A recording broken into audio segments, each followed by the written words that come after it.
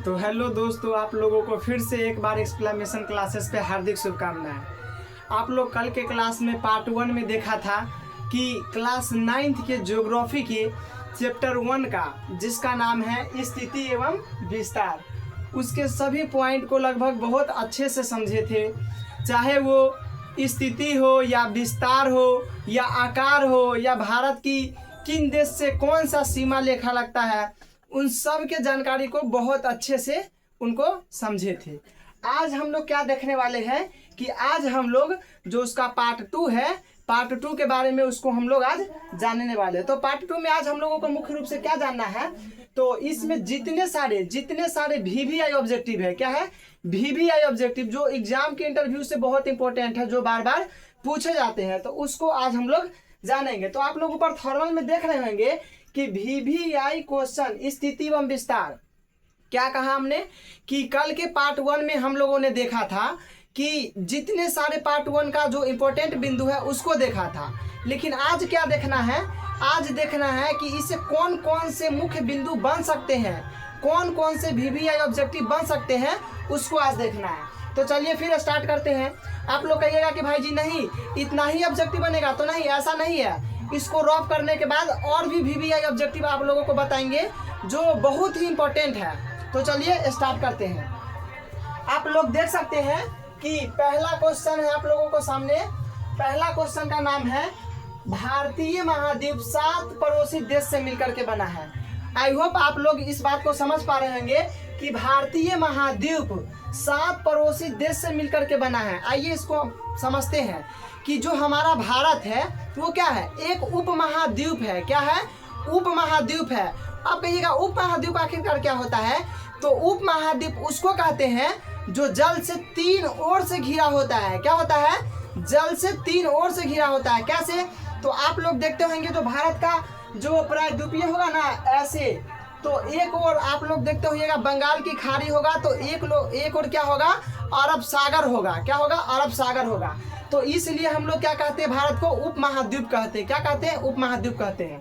तो पहला में लिखा हुआ है कि भारतीय महाद्वीप 7 पड़ोसी देश से मिलकर के बना है। तो ये क्वेश्चन आप लोगों को समझ में आ गया होगा कि जो भारतीय उपमहाद्वीप है, सॉरी महाद्वीप नहीं, महाद्वीप पे तो फिर वो 7 हो जाएगा। क्या है, भारतीय उपमहाद्वीप में 7 पड़ोसी देश से मिलकर के बना है। कितने पड़ोसी, 7 पड़ोसी देश से। कौन कौन पड़ोसी देश है, तो उसमें मालदीव है, श्रीलंका है, भारत है, पाकिस्तान है, अफगानिस्तान है, नेपाल है, भूटान है, बांग्लादेश है। तो ये आई होप आप लोगों को ये पहला क्वेश्चन अच्छे से समझ में आ गया होगा, आप लोगों को अच्छे से समझ में आ गया होगा। अब हम लोग चलते हैं दूसरा क्वेश्चन की ओर। किस दूसरा क्वेश्चन की ओर, कि कर्क रेखा 23 डिग्री 23.5 डिग्री भारत को उत्तर अक्षांश भागों में बांटता है, उत्तर दक्षिण अक्षांश भागों में बांटता है। समझते हैं। इसमें कह रहा है कि जो हमारा कर्क रेखा है, कर्क रेखा कितने राज्यों से गुजरता है, जो पार्ट 1 देखे होंगे उनको अच्छे से समझ में आया होगा कि कर्क रेखा भारत के 8 राज्यों से होकर के गुजरता है। कितने राज्यों से, 8 राज्यों से होकर के गुजरता है। और इसका मैंने ट्रिक भी बताया था। क्या ट्रिक बताया था कि मगरमच्छ पे गमछा झाड़। क्या बताया था, मगरमच्छ पे, सॉरी वो दूसरा ट्रिक हो गया, मित्र पे गमछा झाड़। क्या, मित्र पे गमछा झाड़। म से मिजोरम कहा था हमने, त से त्रिपुरा कहा था, ग से गुजरात कहा था, म से मध्य प्रदेश कहा था, छ से छत्तीसगढ़ कहा था, झ से झारखंड कहा था, रज से राजस्थान कहा था। तो हम लोगों ने कल इसको अच्छा से समझे थे। तो दूसरा है कि कर्क रेखा 23.5 डिग्री भारत को उत्तर और दक्षिण भागों में बांटता है। तो कल देखे होंगे उनको पता होगा कि जो 0 डिग्री हमारा जो विषुवत रेखा है, तो उससे ऊपर कर्क रेखा जाता है। कल मैंने डायग्राम में बताया था। और नीचे से मकर रेखा जाता है। क्या जाता है, मकर रेखा।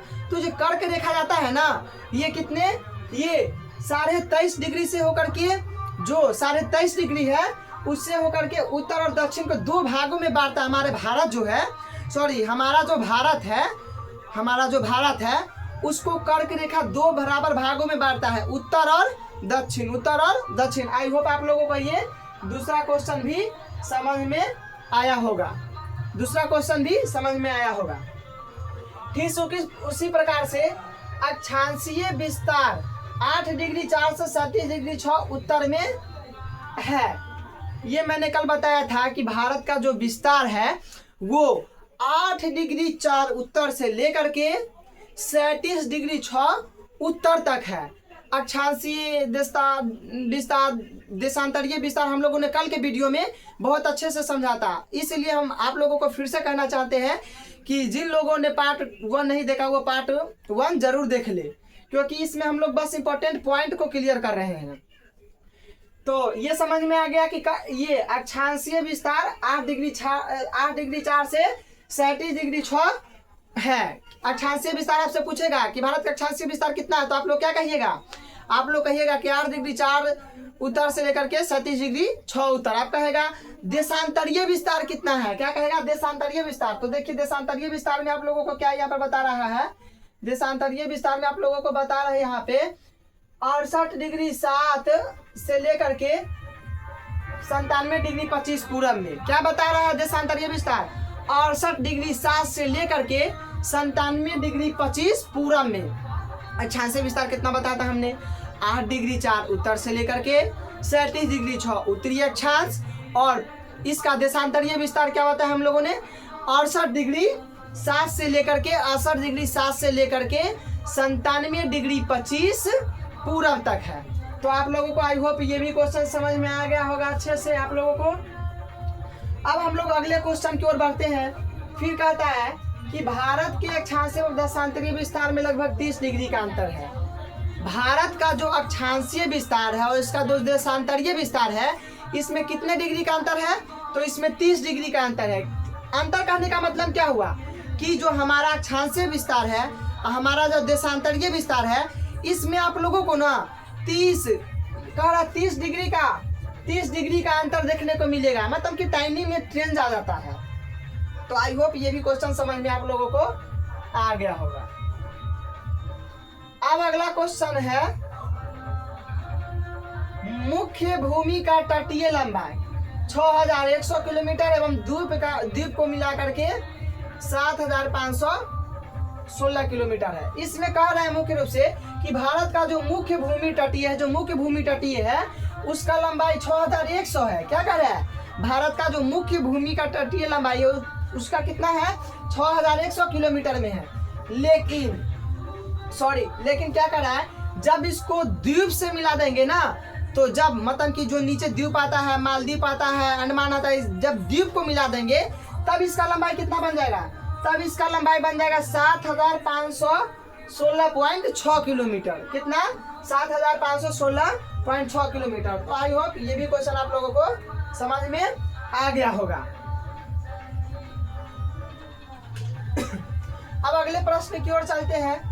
अगला प्रश्न कहता है कि भारत की स्थल सीमा रेखा की कुल लंबाई 15,200 किलोमीटर। इतना तो आप लोग जानते होंगे कि स्थल सीमा रेखा कहते हैं जो स्थल से मिला होता है, और तटीय मतलब कि स्थल सीमा वैसे कहते हैं जो स्थल से मिला होता है, स्थल से मिला होता है। तो भारत की स्थलीय सीमा रेखा की लंबाई कितनी है?